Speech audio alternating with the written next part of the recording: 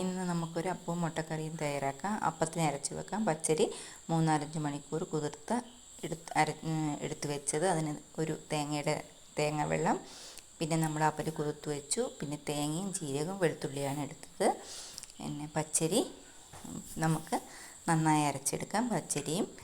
ആദ്യം പച്ചരി ഒന്ന് അരഞ്ഞ് വരുമ്പോഴേക്കും നമുക്ക് നമ്മൾ കുതിർത്ത് വെച്ച അവര്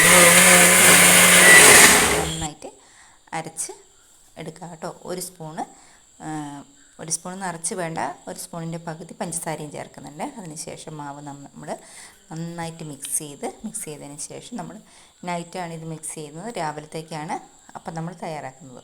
അപ്പം കൈകൊണ്ട് തന്നെ നമ്മൾ നന്നായി മിക്സ് ചെയ്ത് വെക്കുമ്പോഴേക്കും രാവിലത്തേക്ക് അപ്പം നന്നായിട്ട് പൊങ്ങി വരും. അപ്പം നമ്മളിപ്പോൾ ഉപ്പ് ചേർക്കുന്നില്ല.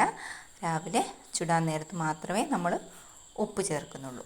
അപ്പോൾ രാവിലെ ആയപ്പോഴേക്കും അപ്പം മാവ് നന്നായിട്ട് പൊങ്ങി വന്നിട്ടുണ്ട്. അപ്പം നമ്മൾ അതിനകത്ത് ഉപ്പ് ചേർത്ത് നന്നായി ഇളക്കി ഒരു ദോശക്കല്ല് ചൂടായപ്പോൾ അതിനകത്ത് എണ്ണയൊഴിച്ച് ഓരോ തവി മാവ് കോരിയൊഴിച്ച് നമ്മൾ ബബിൾസ് വന്നതിന് ശേഷം മാത്രമേ അത് മൂടി വെക്കുന്നുള്ളൂ.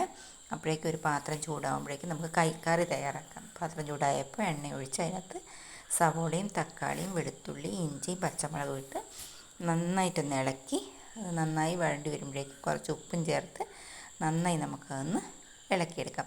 അപ്പോഴേക്കും നമ്മുടെ ദോശ നമുക്ക് മൂടി വെക്കാം. ദോശ ഇവിടെ റെഡി ആയിട്ടുണ്ട്. അപ്പോൾ ദോശ എടുത്തു. അടുത്ത ദോശയ്ക്കുള്ള മാവ് നമ്മൾ കോരി ഒഴിച്ചു.